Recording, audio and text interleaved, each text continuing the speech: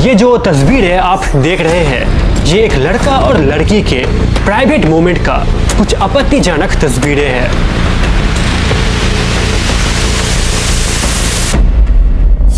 इकतीस अगस्त 1978 ये तस्वीरें एक मैगजीन पे पब्लिश किया जाता है। आज से लगभग 50 साल पहले यही तस्वीरें बदल के रख देता है इंडियन पॉलिटिकल हिस्ट्री को। और वो तस्वीरें अगर उस दिन सबके सामने नहीं आता तो इंडियन हिस्ट्री शायद आज कुछ और ही होता। जी हाँ, यही है इंडियन हिस्ट्री का सबसे पहला स्कैंडल। और इन्हीं तस्वीरों के साथ जुड़ा हुआ है इंदिरा गांधी का नाम भी। एक लड़की, एक लड़का, एक कैमरा और कुछ अश्लील तस्वीरें जो सबके सामने आते ही बदल जाता है एक देश का पूरा पॉलिटिकल हिस्ट्री। कांप जाता है डेमोक्रेसी। नहीं, ये कोई मामूली सेक्स स्कैंडल नहीं था, ये था एक पॉलिटिकल असैसिनेशन जिसका वेपन था सेक्स और टारगेट था सरकार। कैसे एक 5 मिनट का सेक्स बदल देता है 50 सालों का इंडियन हिस्ट्री। 20 अगस्त 1978 रात 8 बजे उत्तर प्रदेश की गाजियाबाद की एक सड़क पे फुल स्पीड पे चलता है एक मर्सिडीज। सडनली एक्सीडेंट होता है, एक पैदल यात्री को कुचल देता है। पब्लिक की मार खाने की डर से वो ड्राइवर वहाँ पे कार रोकने के बदले कार को और भी तेजी से वहाँ से भगा देता है। कुछ ही दूर ट्रैवल करने के बाद सामने आता है एक फैक्ट्री। ड्राइवर डर के मारे उस फैक्ट्री के अंदर अपने कार को घुसा देता है। एंड वो फैक्ट्री था ओल्ड मॉन्क ड्रिंक बनाने का फैक्ट्री, मोहन मेकिंग। फैक्ट्री का मैनेजर था अनिल। और वो बाहर आके देखते हैं कि कार के अंदर बैठा हुआ है इंडियन डिफेंस मिनिस्टर का बेटा सुरेश राम। और सुरेश की बाजू में ही बैठी थी 21 साल की एक नौजवान लड़की। सुरेश सब कुछ अनिल को खुल के बोलता है और ये सब सुनने के बाद वो लोग अच्छे से घर जा पाए इसके लिए एक नया कार का इंतजाम कर देते हैं अनिल। उस मर्सिडीज को फैक्ट्री पे रख के नया कार के साथ उस लड़की को लेकर सुरेश वहां से चला जाता है। अनिल को एक बात पता था कि सुरेश बहुत ही महंगी और ब्रांडेड कंपनी का सिगरेट पीता था और वो ये सोचता है कि शायद कार के अंदर भी सिगरेट होगा। और इसी होप के साथ वो कार की गेट को अनलॉक करता है और कार के अंदर जो बॉक्स होता है उसको भी ओपन करता है। लेकिन सिगरेट के बदले उसके हाथों पे आता है कुछ फोटोकॉपीज जिसको देखकर अनिल शॉक हो जाता है। एक्चुअली सुरेश का एक बहुत ही बैड हैबिट था और वो ये था कि जब भी वो अपने गर्लफ्रेंड के साथ इंटीमेट होता था तब भी वो अपने प्राइवेट मोमेंट्स को एक कैमरा की मदद से कैप्चर करता था। और उस दिन सुरेश की उस मर्सिडीज कार के अंदर 50 से भी ज्यादा प्राइवेट पिक्चर्स था। जल्दबाजी में सुरेश भूल जाता है कि कार के अंदर वो तस्वीरें रह जाता है और उसी रात वो तस्वीरें लेकर अनिल चला जाता है न्यू दिल्ली इंदिरा गांधी का घर। रात 1 बजे इंदिरा गांधी तब सो रहे थे। अनिल वो तस्वीरें इंदिरा गांधी के बेटे संजय गांधी के हाथों पे दे देता है। इंदिरा गांधी को नींद से उठाकर वो तस्वीरें दिखाते हैं संजय गांधी। एक देश का पूरा सरकार गिर जाता है, खत्म हो जाता है एक पॉलिटिकल पार्टी का फ्यूचर, टूट जाता है एक आदमी का प्रधानमंत्री बनने का सपना। अब सवाल उठ के ये आता है कि ये लड़की कौन थी और उन तस्वीरों के साथ इंदिरा गांधी का क्या रिलेशन था। 1947 से 1964 तक भारत का प्रधानमंत्री थे जवाहरलाल नेहरू और उनके बाद प्रधानमंत्री बनते हैं लाल बहादुर शास्त्री जी। लेकिन 1966 पे लाल बहादुर शास्त्री को मार दिया जाता है और इसके बाद इंडियन पॉलिटिकल हिस्ट्री पे एक नया लीडर आते हैं जो थे इंदिरा गांधी। उस समय पार्टी का जो अदर लीडर्स थे वो इंदिरा गांधी को सीरियसली नहीं लेते थे, वो उनको गूंगी गुड़िया बोल के चिढ़ाते थे। यार 1975 इलाहाबाद हाई कोर्ट पे इंदिरा गांधी के अगेंस्ट मामला करते हैं राजनारायण सिंह। राजनारायण सिंह 1971 की चुनाव में इंदिरा गांधी के प्रतिद्वंदी थे। वो ये कंप्लेन करते हैं कि 1971 में जो चुनाव हुआ था वहां पे इंदिरा गांधी चीटिंग करके जीते थे।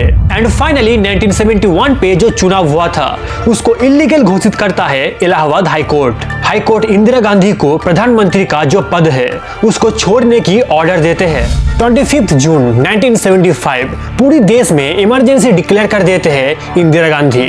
1975 से 1977 लगभग 2 साल पूरी देश में इमरजेंसी चलता है। 1977 पे वापस से वोट होता है एंड आजादी के बाद पहली बार ऐसा हुआ था कि जब कांग्रेस कोई वोट हार जाता है। 298 सीट्स पाता है जनता पार्टी और कांग्रेस पाता है 154 सीट्स।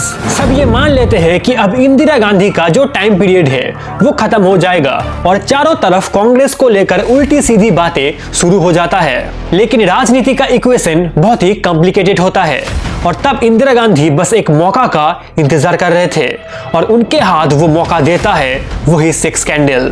21 अगस्त 1978 इंदिरा गांधी के हाथों पे आ जाता है जनता पार्टी का एक बहुत बड़ा वीक पॉइंट।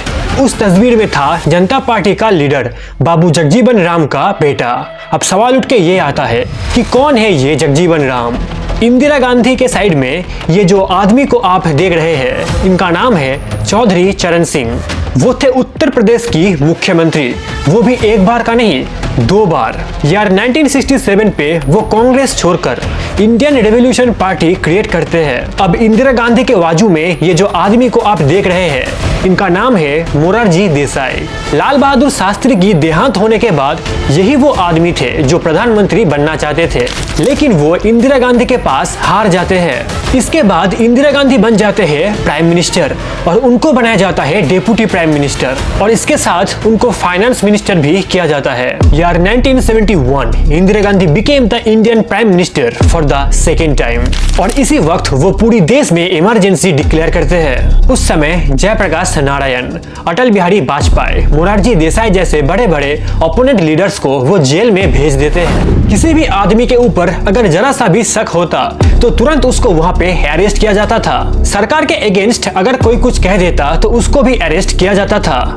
न्यूज़पेपर पे क्या पब्लिश होगा ये भी डिसाइड करता था सरकार। ओपोनेंट पार्टीज इंदिरा गांधी के अगेंस्ट एक साथ मिलके एक नया पार्टी क्रिएट करता है जिसका नाम था जनता पार्टी और जनता पार्टी का चेयरमैन बनाया जाता है मोरारजी देसाई को। 1977 पे कांग्रेस को हरा के एक नया सरकार बनाने की सोच में था जनता पार्टी। इस पार्टी का 3 लोग प्रधानमंत्री बनने का दावा कर रहे थे, बाबू जगजीवन राम, चौधरी चरण सिंह और मोरारजी देसाई। इनमें से बाबू जगजीवन राम थे भारत का सबसे ज्यादा प्रभावशाली दलित नेता। वो थे इंडिया का labour minister, defence minister, agriculture minister और उसके साथ साथ डेप्यूटी प्राइम मिनिस्टर भी। 5 अप्रैल उनके बर्थडे के दिन मनाया जाता है इक्वलिटी डे या फिर समता दिवस। तो शायद आपको ये अंदाजा लग गया होगा कि वो कितना ज्यादा पॉपुलर लीडर थे। लेकिन 1975 में इंदिरा गांधी जब इमरजेंसी डिक्लेयर करते हैं तब बाबू जगजीवन राम कांग्रेस पार्टी छोड़ देते हैं। कांग्रेस से बाहर आके कांग्रेस फॉर डेमोक्रेसी नाम का एक नया पार्टी क्रिएट करते हैं।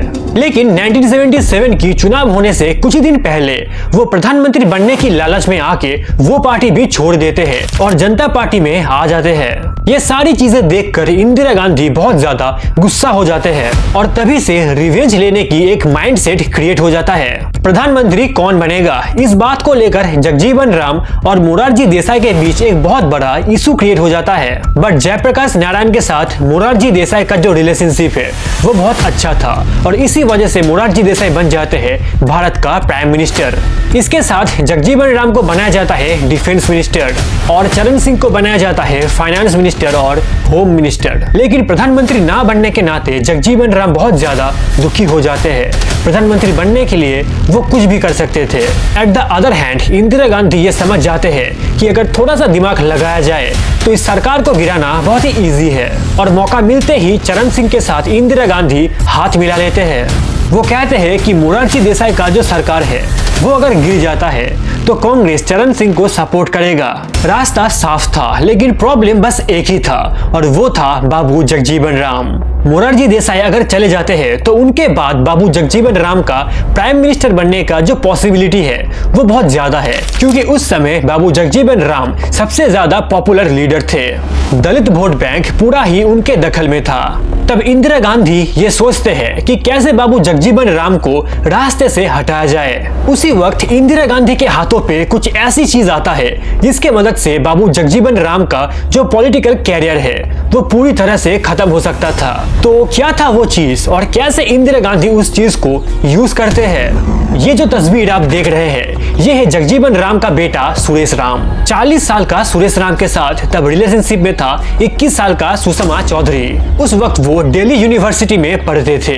कॉलेज बंक करके लगभग हर दिन वो सुरेश के साथ मीट करने जाते थे। जिस दिन एक्सीडेंट हुआ था उसी दिन सुरेश के साथ मर्सिडीज में थी यही सुषमा चौधरी। एक्सीडेंट के बाद सुरेश कार लेकर घुस जाते हैं मोहन मेकिंग की फैक्ट्री में और मैनेजर अनिल सुरेश को देखकर ही पहचान लेते हैं। सुरेश के मुंह से ये पूरा इंसिडेंट सुनने के बाद एक नया कार की इंतजाम कर देते हैं अनिल। सुरेश उस मर्सिडीज को वहां पे छोड़कर ही चले जाते हैं। इसके बाद अनिल जब उस मर्सिडीज को ओपन करते हैं तब उनको एक बॉक्स मिलता है जिस बॉक्स के अंदर था कुछ तस्वीरें। इसके बाद अनिल कपिल मोहन को वो तस्वीरें दिखाते हैं जो कि थे उस फैक्ट्री का ओनर। कपिल मोहन के साथ कांग्रेस का रिलेशनशिप बहुत ही अच्छा था और इसी वजह से वो तस्वीरें देखते ही अनिल को कहते हैं कि वो तस्वीरों को लेकर इंदिरा गांधी के पास चले जाए। उस तस्वीरों को देखकर संजय गांधी का नींद उड़ जाता है। पूरी रात वो ये सोचते रहते हैं कि कैसे उन तस्वीरों को काम पे लगाया जाए। अब सवाल उठ के ये आता है कि क्या वो तस्वीरें सडनली इंदिरा गांधी के पास आ गया या फिर सब कुछ पहले से ही प्लान किया गया था। लेकिन इस कहानी पे एक और ट्विस्ट है, हाउ प्राइम मिनिस्टर्स डिसाइड। इस बुक पे नीरजा गांधी ये कहते हैं कि जिस रात एक्सीडेंट हुआ था उस रात ओमपाल और केसी त्यागी नाम का 2 आदमी सुरेश का पीछा कर रहे थे। उन लोगों को पहले से ही पता था कि सुरेश की कार पे कुछ तस्वीरें हैं और उसी तस्वीरों को चोरी करने के लिए वो लोग सुरेश को चेस करते हैं और इसके बाद सुरेश की कार से वो तस्वीरें चोरी हो जाता है। ओमपाल राजनारायण सिंह को वो सारी तस्वीरें दे देते हैं। At the other hand Jagjivan Ram बहुत ही टेंशन में आ जाते हैं और वो कपिल मोहन के घर राजनारायण सिंह के साथ मीट करते हैं। इसके बाद जगजीवन राम राजनारायण सिंह को ये कहते हैं कि कितना पैसा चाहिए वो बताइए और इसके साथ वो ये भी कहते हैं कि कुछ ही दिन बाद मैं प्रधानमंत्री बन जाऊंगा और आपको अगर मुख्यमंत्री बनना है तो वो भी बताइए। लेकिन राजनारायण सिंह ये जो प्रपोजल था उसको रिजेक्ट कर देते हैं।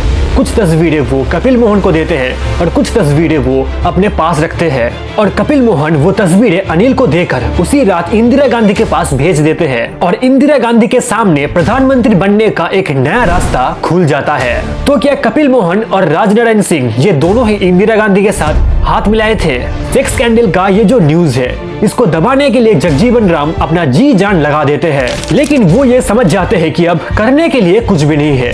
विदाउट एनी डाउट कांग्रेस उस तस्वीरों को यूज करेगा ही करेगा। अब वो इंदिरा गांधी के पास एक और प्रपोजल भेजते हैं कि वो कांग्रेस ज्वाइन करने के लिए रेडी है, लेकिन कंडीशन बस एक ही है और वो ये है कि वो जो तस्वीरें था उसको सबके सामने नहीं लाया जा सकता है। इसके रिप्लाई में इंदिरा गांधी ये कहते हैं कि मैं जगजीवन राम को विश्वास नहीं करता हूँ, उसने मेरे साथ गद्दारी की है। और ये न्यूज हर एक मीडिया हाउस पे पहुंच जाता है, लेकिन कोई भी इसको पब्लिश करने के लिए रेडी नहीं था क्योंकि कोई भी उस वक्त रूलिंग पार्टी के पीछे पड़ना नहीं चाहता था। जगजीवन राम तब भारत का डिफेंस मिनिस्टर थे और इंडियन एक्सप्रेस सबसे पहले ये न्यूज पब्लिश करते हैं, लेकिन वहां पे सुरेश की नाम और आइडेंटिटी छुपा के रखा गया था और उन तस्वीरों को भी पब्लिश नहीं किया गया था। संजय गांधी के वाइफ मेनका गांधी उस समय सूर्या नाम की एक मैगजीन के साथ काम करते थे एंड फाइनली यार 1978 पे सुरेश की वो तस्वीरें उस मैगजीन पे पब्लिश किया जाता है। उनके अगेंस्ट ये एलिगेशन लगाया जाता है कि वो हनी ट्रैप की शिकार हुए थे और उस मैगजीन पे ये लिखा गया था कि सुरेश इंडियन डिफेंस मिनिस्ट्री का हर एक इंफॉर्मेशन चाइना के साथ शेयर करते थे। सूर्या मैगजीन में सुषमा चौधरी को इंटरनेशनल डिटेक्टिव बोला जाता है। रातों रात वो मैगजीन बहुत ज्यादा वायरल हो जाता है और लोग बहुत सारा पैसा देकर उसको खरीदते भी है। उस मैगजीन के बाद देश की हर एक मीडिया प्लेटफॉर्म पे एक एक करके उन तस्वीरों को पब्लिश किया जाता है और जगजीवन राम का इज्जत पूरी तरह से गिर जाता है। जनता पार्टी उनको अपने पद से रिजाइन करने के लिए कहते हैं और इसी तरह टूट जाता है उनका प्रधानमंत्री बनने का सपना। 1978 मोरारजी देसाई प्रधानमंत्री पद से हट जाते हैं और इंदिरा गांधी बाहर से चौधरी चरण सिंह को सपोर्ट करते हैं और इसी तरह चौधरी चरण सिंह बन जाते हैं अगला प्रधानमंत्री। लेकिन बाद में इंदिरा गांधी अपना सपोर्ट हटा लेते हैं और इसी तरह अंडर 23 डेज चरण सिंह का सरकार गिर जाता है। ये सेक्स स्कैंडल के बाद जनता पार्टी के ऊपर से आम आदमियों का भरोसा उठ जाता है और लोग वापस से कांग्रेस को सपोर्ट करना शुरू कर देते हैं। तब सबके आंखों में देश का सबसे बड़ा लीडर है इंदिरा गांधी, और इसी वजह से अगला इलेक्शन में कांग्रेस बहुत ज्यादा वोट पाते हैं। 353 सीट्स के साथ वापस से अपना सरकार बनाते हैं कांग्रेस, और इंदिरा गांधी बैठते हैं प्रधानमंत्री के कुर्सी पे। अगर ये स्कैंडल नहीं होता तो क्या कांग्रेस वापस से पावर में आ पाते? सेकेंड टाइम अपना सरकार बनाने के बाद बस 4 साल ही पावर में थे इंदिरा गांधी। 31 अक्टूबर 1984 she was assassinated bye 2 of her bodyguards. Indira Gandhi के साथ जगजीवन राम का ये जो लड़ाई था, ये भरोसा तोड़ने के लिए या फिर रिवेंज लेने के लिए नहीं था, ये था पावर के साथ मोरालिटी का लड़ाई, जहाँ पे जगजीवन राम हार जाते हैं और इंदिरा गांधी जीत जाते हैं। लेकिन अगर वो सेक्स स्कैंडल नहीं होता तो क्या इंदिरा गांधी प्रधानमंत्री बन पाते? और इंदिरा गांधी जिस तरह प्रधानमंत्री बने थे, क्या वो सही था या फिर गलत था?